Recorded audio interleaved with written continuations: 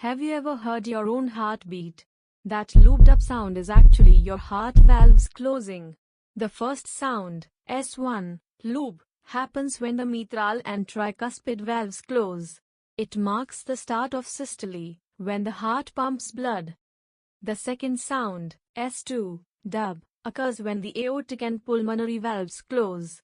This signals the start of diastole, when the heart relaxes.